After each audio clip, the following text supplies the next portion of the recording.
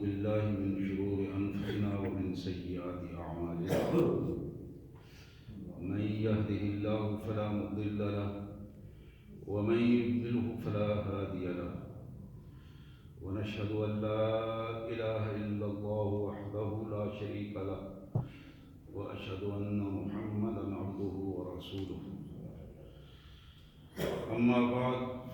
أعوذ بالله السميع العليم من الشيطان الرجيم بسم الله الرحمن الرحيم يا أيها الذين آمنوا اتقوا الله ولتنظر نفس ما قدمت لغد واتقوا الله إن الله خبير بما تعملون ولا تكونوا كالذين نسوا الله فأنساهم أنفسهم أولئك هم الفاسقون قال الله تبارك وتعالى في الكلام المجيد في مقام الآخر بسم الله الرحمن الرحيم يا أيها الذين آمنوا بالله ورسوله والكتاب الذي نزل على رسوله والكتاب الذي أنزل من قبل ومن يكفر بالله وملائكته وكتبه ورسله واليوم الآخر فقد ضل ضلالا بعيدا إن الذين آمنوا ثم كفروا ثم آمنوا ثم كفروا ثم ازدادوا كفرا لم يكن الله ليغفر لهم ولا ليهديهم سبيلا بشر المنافقين بأن لهم عذابا أليما الذين يتخذون الكافرين أولياء من دون المؤمنين أيبتغون عندهم العزة فإن العزة لله جميعا آمنت بالله صدق الله العظيم اللهم صل على سيدنا ومولانا محمد وعلى آل سيدنا ومولانا محمد وبارك وسلم اللهم صل على جميع الأنبياء والمرسلين وعلى الملائكة المقربين وعلى سائر الصحابة والتابعين وعلى عباد الله الصالحين اللہ کے پاک کلام قرآن مجید میں سورہ حشر کے آخری رکوع کی پہلی دو آیات میں نے تلاوت کی ہیں اور سورہ نساء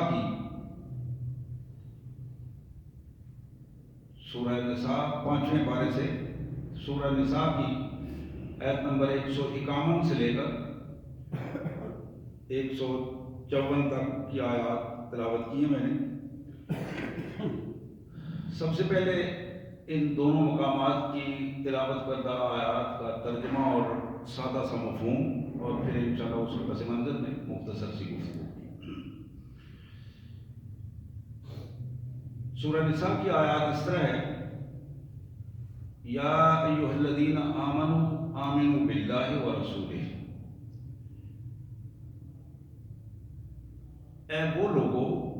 جنہوں نے اللہ پر اظہار اعتماد کیا ہے، اللہ پر ایمان لائے ہیں، اللہ کے رسول اور آخرت پر ایمان کا دعویٰ کیا ہے، اس ایمان کی تجدید کرو۔ ایمان والو ایمان لے آؤ، ایمان کی تجدید ایمان کرو، اپنے اس ایمان کا جائزہ لو اور اس کا پھر اظہار کرو۔ اور یہ ایمان تمہیں جو جس کا اظہار کرنا ہے، آمنوا باللہ ورسولہ والکتاب، تین چیزوں کے حوالے سے کھل کر تمہیں اظہار کرنا ہے کہ اللہ پر میں ایمان لایا ہوں، اللہ پر اظہار اعتماد ہے، اور اللہ کے رسول صلی اللہ علیہ وسلم کی قیادت پر اظہار اعتماد ہے کہ مجھے دوسری کوئی قیادت نہیں چاہیے، رسول اللہ کی قیادت کے ہوتے ہوئے کوئی دوسری قیادت کی ضرورت نہیں۔ والکتاب، اور قرآن کے ہوتے ہوئے مجھے کسی دستور کی ضرورت نہیں، کسی آئین کی ضرورت نہیں۔ وہ کتاب الذی نزل علی رسولہ، جو محمد کریم صلی اللہ علیہ وسلم پر نازل کی گئی، والکتاب الذی انزل من قبل، اور وہ کتابیں جو آپ سے پہلے نازل ہوئی، ان سب پر ایمان کا اظہار کرنا ہے، اعتماد کا اظہار کرنا ہے، یقین کا اظہار کرنا ہے، تجدید ایمان کرنی ہے۔ اور ہاں جس نے یہ کام نہ کیا، ایمان کا دعویٰ کر کے اس حکم پر عمل نہ کیا، یا ویسے ہی کفر کر دیا، وَمَن يَكْفُرْ بِاللَّهِ وَمَلَائِكَتِهِ وَكُتُبِهِ وَرُسُلِهِ وَالْيَوْمِ الْآخِرِ، جس شخص نے اللہ کا انکار کیا، اللہ کے فرشتوں کا انکار کیا، اللہ کی کتابوں کا انکار کیا، اللہ کے رسولوں کا انکار کیا، اللہ کے حضور قیامت والے دن پیشی کا انکار کیا، فقد ضل ضلالا بعیدا، یہ بندہ گمراہ ہوا اور بدترین گمراہی میں کھڈے میں گرا، ایسی جگہ پہ کہ جہاں سے نکلنا اس کا بڑا مشکل ناممکن ہو جائے گا۔ اور پھر اس پیراگراف کے بعد جو جملہ آیا ہے آپ اس پہ ذرا غور کیجیے، ان الذین آمنوا ثم کفروا، جن لوگوں نے ایمان کا دعویٰ کیا اور پھر کفر کیا، پھر ایمان کا دعویٰ کیا پھر کفر کیا،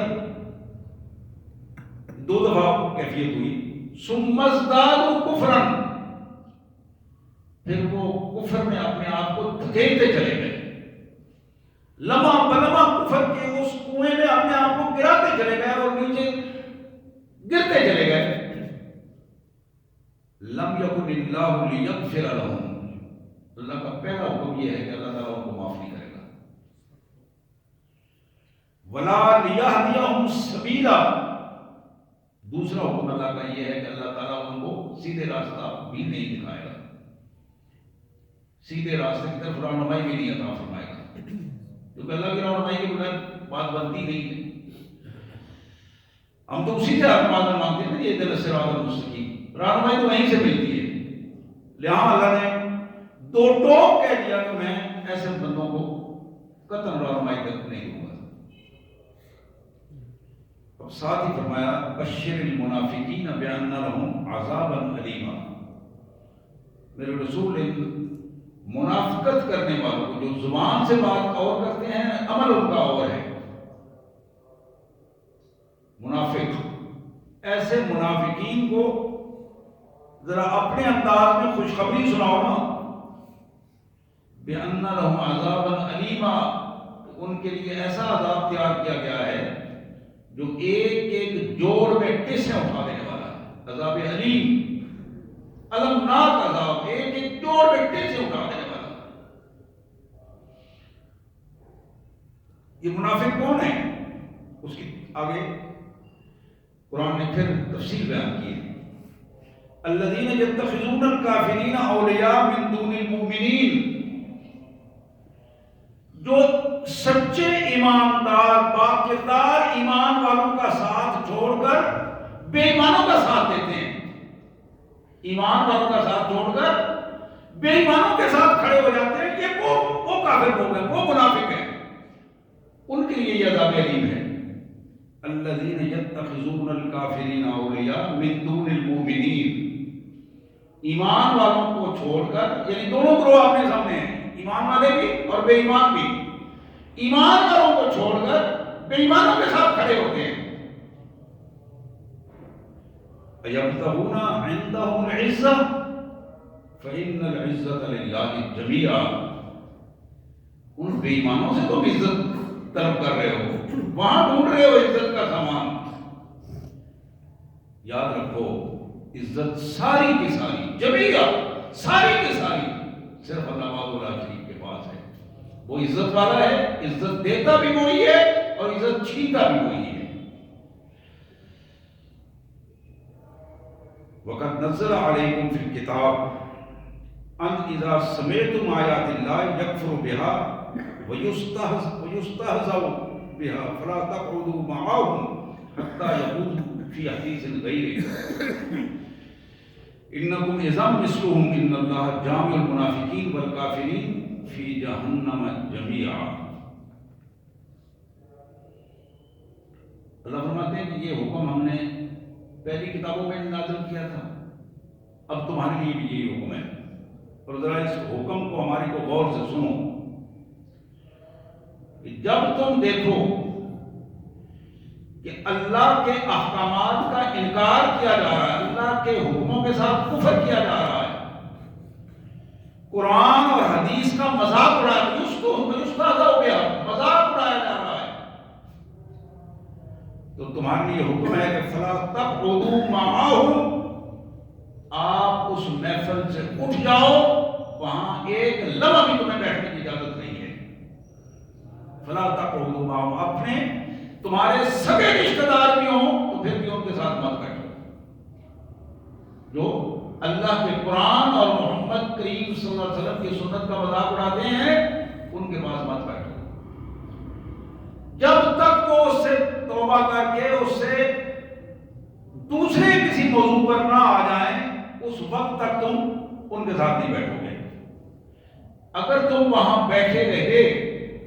انکم اذا مثلہم، اگر تم وہاں بیٹھے رہے تو پھر یہ یاد رکھو اللہ کے ہاں جس طرح وہ مجرم ہے اس طرح تم بھی مجرم بن جاؤ گے۔ انکم اذا مثلہم، ان اللہ جامع المنافقین، اللہ تعالی جہنم میں بھڑکتی ہوئی آگ میں کافروں اور ان منافقین کو اکٹھا پھینکنے والا ہے، وہاں اکٹھا ان کو جمع کرے گا، وہاں اکٹھا رکھے گا۔ اللہ اکبر، استغفر اللہ العظیم، اللہم انا نعوذ بک من عذاب جہنم، یا کریم یا ارحم الراحمین۔ الذین یتربصون بکم، یہ کافر اور منافق دونوں قسم کے مجرم لوگ، الذین یتربصون بکم، یہ تمہاری کارگزاری کو دیکھتے رہتے ہیں، انتظار کرتے رہتے ہیں، یہ انتظار کرتے ہیں، دیکھتے رہتے ہیں، چیک کرتے رہتے ہیں کہ کون سا پلڑا اوپر ہے اور کون سا پلڑا نیچے ہے۔ یتربصون بکم، تم پر نظر رکھتے ہیں اور تمہارا انتظار کرتے ہیں، کس چیز میں؟ فَإِنْ كَانَ لَكُمْ فَتْحٌ مِّنَ اللَّهِ قَالُوا أَلَمْ نَكُن مَّعَكُمْ، اگر تمہیں فتح مل جائے، اللہ فتح دے دے، تو پھر ایک قدم آگے آ کے تم سے بڑی محبت کے ساتھ کہیں گے أَلَمْ نَكُن مَّعَكُمْ، بھائی ہمارا ہی تو یہ سارا کھیل ہے، ہم تو تمہارے ساتھ تھے تبھی تو یہ کام بنا ہے، ہم نہ ہوتے تو یہ کام نہ بنتا۔ أَلَمْ نَكُن مَّعَكُمْ، ہم نہیں تھے وہاں، ہم تھے تو یہ بات بنی ہے نا۔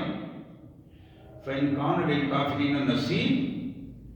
اگر معاملہ پلٹ جائے اور کامیابی کافروں کو نصیب ہو جائے،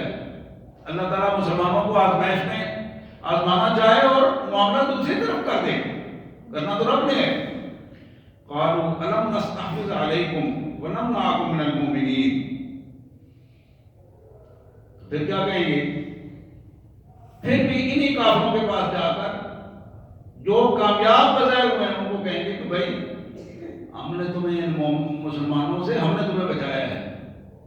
یہ جو دین کا نام لیتے ہیں نا، ان سے ہم نے تمہیں بچایا اور تمہیں فتح دی ہے، اگر ہم نہ ہوتے تمہارے ساتھ تو تمہیں کب فتح ملی تھی۔ فَاللَّهُ يَحْكُمُ بَيْنَكُمْ يَوْمَ الْقِيَامَةِ وَلَن يَجْعَلَ اللَّهُ لِلْكَافِرِينَ عَلَى الْمُؤْمِنِينَ سَبِيلًا، اللہ فرماتے ہیں کہ کل قیامت کے دن اللہ وحدہ لا شریک، مالک الملک، احکم الحاکمین، ان سب گروہوں کے درمیان فیصلہ فرمائیں گے اور بڑا دو ٹوک فیصلہ ہوگا۔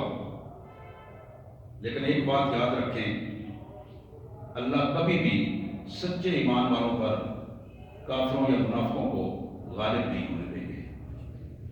سبحان اللہ و بحمدہ، سبحان اللہ العظیم۔ یہ پورا رکوع تھا 5ویں پارے کا، 17واں رکوع تھا، جو اس پورے رکوع کے میں نے متن اور اپنے انداز میں اس کی ترجمانی بھی آپ کے سامنے رکھی ہے۔ 2 آیات میں نے تلاوت کی تھی سورہ حشر کی 28ویں پارے میں، اس کا مفہوم اس طرح ہے، اے ایمان والو اللہ سے ڈر جاؤ، کن چکروں میں پڑے ہوئے ہو، اللہ سے ڈر جاؤ، یہ زندگی کے لمحے بالکل تھوڑے ہیں، بچ جاؤ، اللہ سے ڈر جاؤ،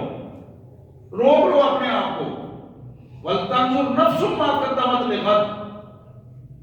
تم میں سے ہر شخص اس بات کا پورا پورا خیال رکھے کہ وہ کل جب اللہ کے حضور جائے گا تو اس کی جھولی میں کیا ہوگا، کیا لے کے جائے گا۔ ڈر جاؤ اپنے اللہ سے، اپنے آپ کو درست کر دو۔ واتقوا اللہ ان اللہ خبیر بما تعملون، اس اللہ سے ڈر جاؤ جو تمہاری ہر حرکت کو بڑی باریک بینی سے دیکھ رہا ہے، بڑی باریک بینی سے دیکھ رہا ہے۔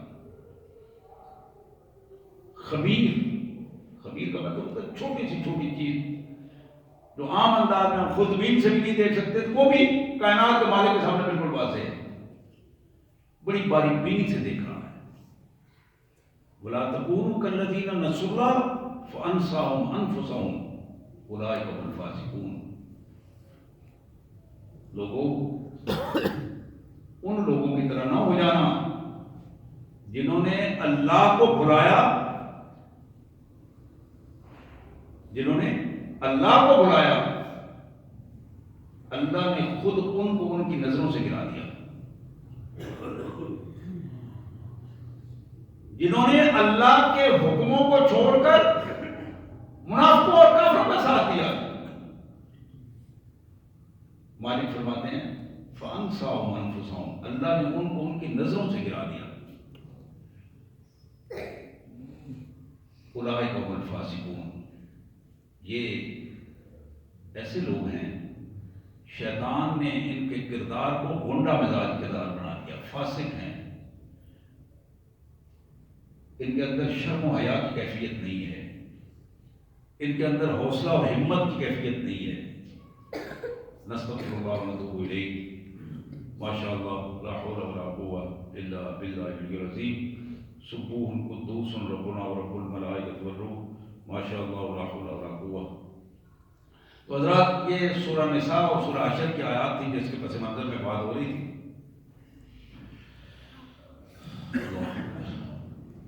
سب سے پہلا نقطہ جس پہ قرآن مجید نے ہمیں تمہاری توجہ دلائی ہے کہ بندہ مومن ہر اہم ایونٹ کے بعد اپنے اللہ کی طرف متوجہ ہوتا ہے، ہر اہم ایونٹ کے بعد۔ قرآن مجید نے تو اس سے آگے بھی یہ بات بتائی کہ آنے والی ہر صبح، آنے والی ہر رات بندہ مومن کے لیے لازم ہے کہ وہ اپنے اللہ کے سامنے اپنے آپ کو پیش کر دے۔ اور پیش کیسے کرے؟ اللہم بکا اصبحنا و بکا امسینا و بکا نحیا و بکا نموت و الیک النشور۔ یا اللہ، یہ صبح جو ہوئی وہ تیری مہربانی سے ہوئی،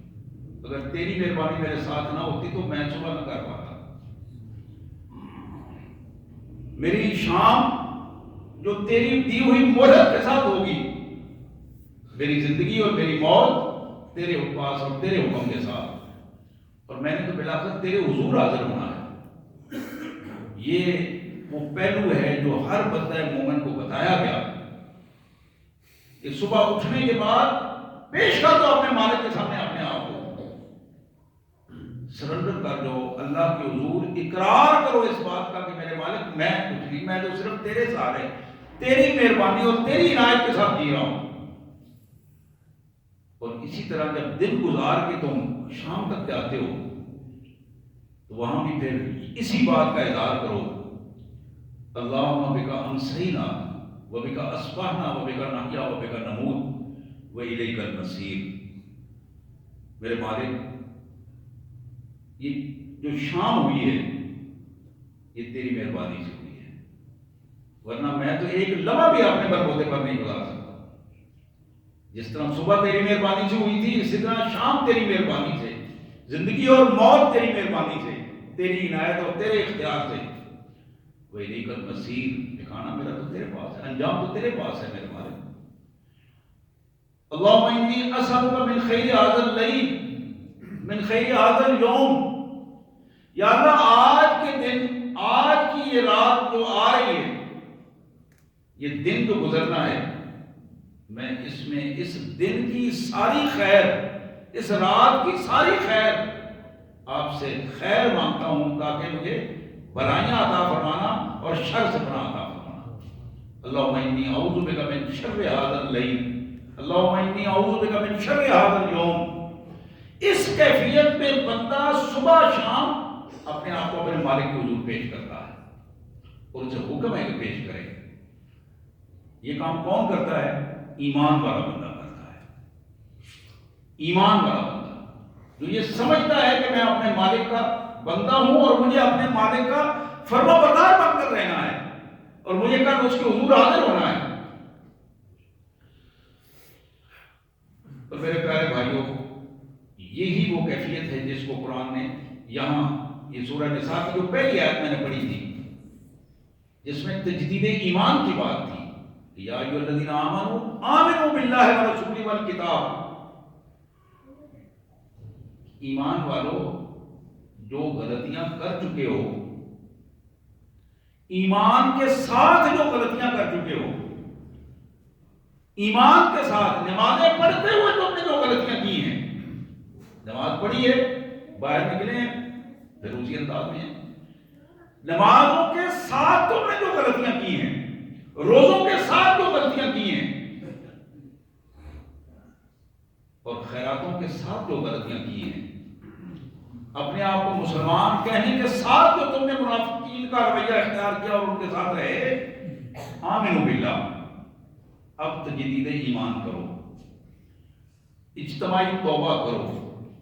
اللہ سے معافی مانگو۔ ایسا نہ ہو کہ موت آ جائے اور تم اسی کیفیت میں رہو جو منافقانہ کیفیت تھی اور کفر کی کیفیت تھی، اور پھر اللہ کی گرفت آ جائے اور تمہیں کوئی بھی چھڑوانے والا نہ ہو۔ یہ اللہ کا احسان ہے کہ مالک نے ہمیں توجہ دلائی ہے، توجہ دلائی ہے کہ میرے بندو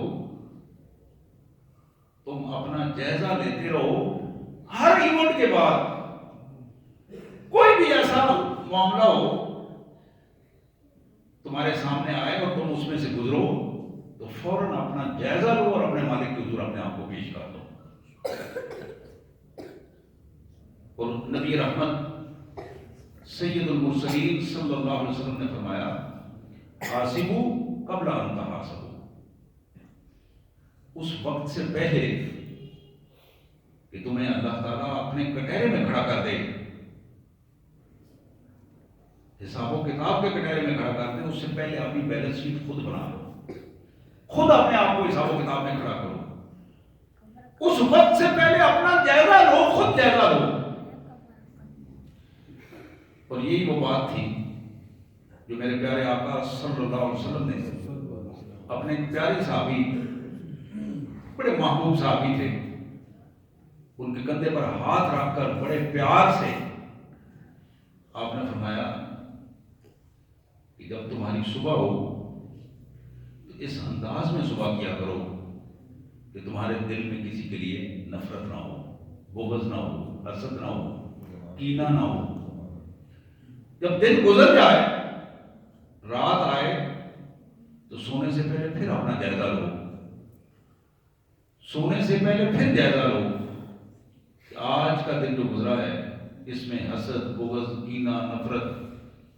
ان ساری کیفیات میں تمہارا سٹیٹس کیا رہا ہے، تم کس جگہ پہ کھڑے ہو۔ بندہ مومن کی نفرت کفر سے، منافقت سے، اللہ کی نافرمانی سے فطری بات ہے، لیکن اس عمل سے نفرت ہوگی، اس انسان کی کیفیت سے نفرت نہیں ہوگی، اس کی بدکاری سے نفرت ہوگی، اس کی چوری سے نفرت ہوگی، اس کی ذلت و رسوائی والے اعمال سے نفرت ہوگی، اور ان نفرتوں کو ممکنہ حد تک درست کرنے کی کیفیت ہوگی۔ تو یہاں جو توجہ مجھے اور آپ کو دلائی گئی، ایمان والو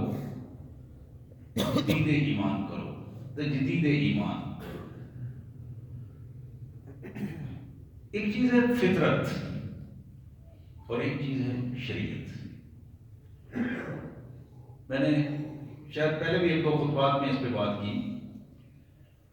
فطرت کے قوانین اٹل قوانین ہوتے ہیں، بدلتے نہیں ہیں۔ فطرت کے قوانین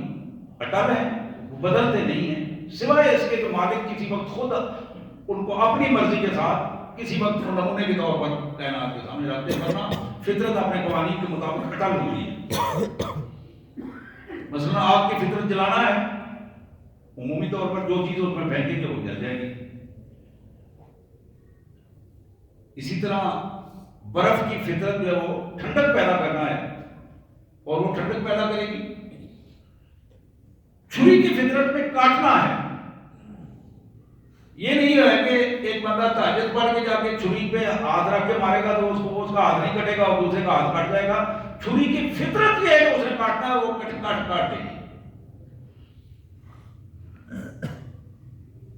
یہ فطرت کی جو کیفیات ہیں وہ اٹل ہوتی ہیں۔ شریعت کا قانون کیا ہے؟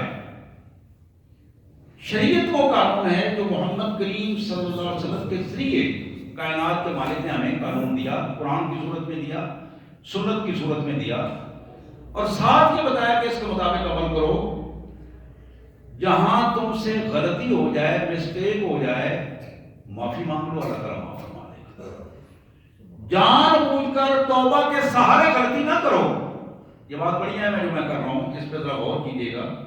ہمارے بار بار ذہنوں میں یہ بات آتی ہے، خالی ذرا عمر سے بڑا ٹائم پہ توبہ کرنا ہے، توبہ کرنا ہے، کی ہو گیا؟ چلو یار تعلق سے نبھا لو، ہونا پھر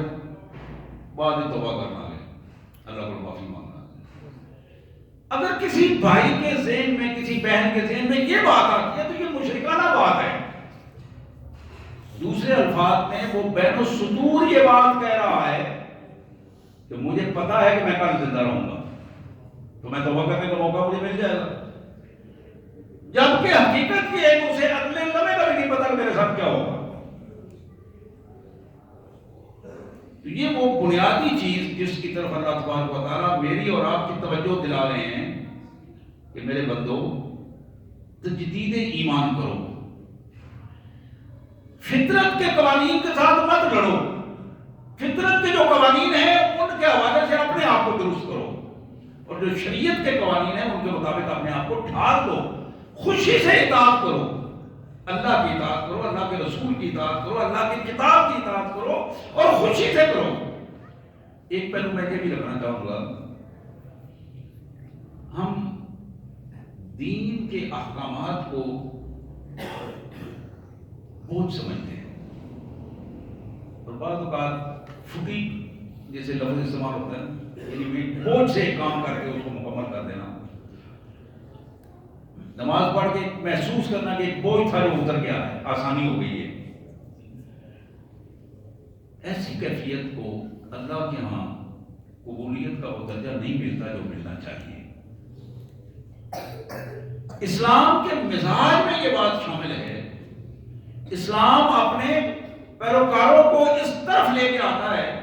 تمہیں جو کچھ کرنا ہے وہ شوق سے کرنا ہے اور ایک قدم آگے بڑھ کے کرنا ہے، یہاں تک کہ تمہیں اپنی جان بھی پیش کرنی ہے تو پھر بھی وہ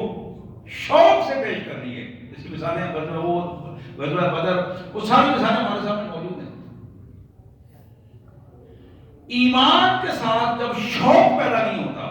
اللہ کی اطاعت، اللہ کی محبت، اللہ کے رسول صلی اللہ علیہ وسلم کی محبت، اس شوق کے ساتھ بندہ آگے نہیں بڑھتا، اس وقت تک بات نہیں بنتی۔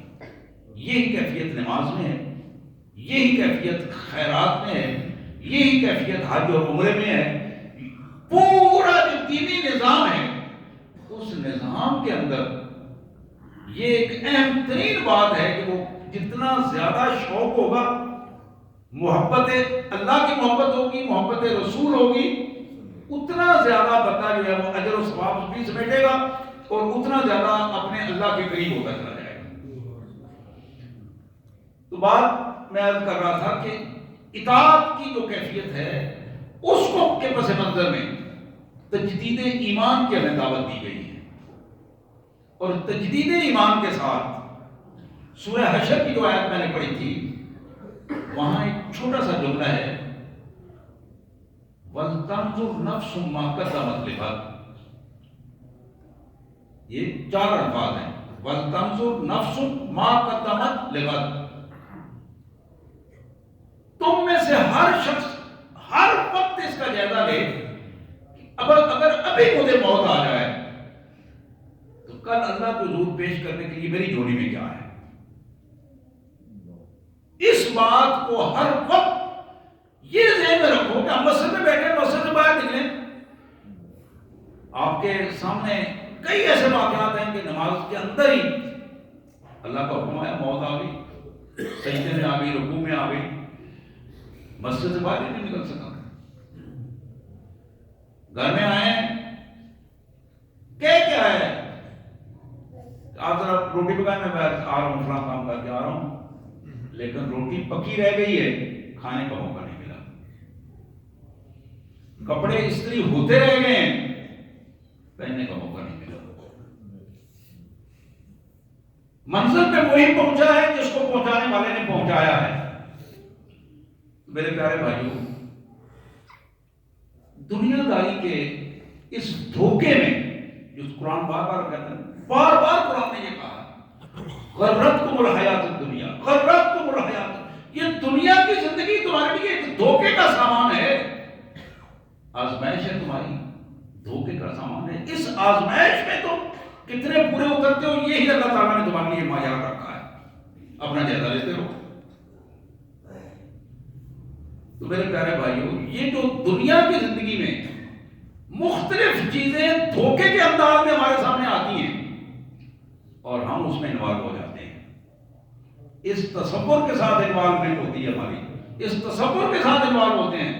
کہ کوئی بات نہیں، یہ کام ہوگا پھر کل پھر ٹھیک ہو جائیں گے، کل پرسوں ٹھیک ہو جائیں گے، ہوتا رہتا ہے دنیا میں، سارے لوگ کر رہے ہیں، میں نے کر لیا تو کیا ہو گیا، سارے کھا رہے ہیں، میں نے کھا لیا تو کیا ہوا، باقی بھی تو پی رہے ہیں نا، میں نے پی لیا تو کیا ہو گیا۔ یعنی یہ شیطان جو کان میں پھونکتا ہے، اس کی پھونک کو عملی شکل دینا یہ ہمارا کام ہے۔ اسی سورہ حشر میں انہی آیات سے پہلے اللہ فرماتے ہیں کہ شیطان جب کل اللہ کے حضور پیش ہوگا، وہ تو ہاتھ جوڑ کے وہ صاف صاف عرض کر دے گا، میرے مالک میں تو آپ سے ڈرتا ہوں، انی اخاف اللہ، میں تو مالک ڈرتا ہوں، دنیا میں بھی ڈرتا تھا، میں نے اس کو ہاتھ پکڑ سے کبھی برائی، کبھی تمہاری آپ کی نافرمانی پر نہیں لگایا، میں نے تجھ کو راستہ بتایا تھا، ترغیب دی تھی کہ یہ کام اچھا ہے، یہ کرو، یہ لگ گیا اس پر۔ اب ذرا غور کرو میرے پیارے بھائیوں بہنوں، اس پہ غور کرو کہ جس کو ہم بہت بڑی برائی کی بنیاد سمجھتے ہیں، اس کا کام ہمارے کانوں میں پھونکنا ہے،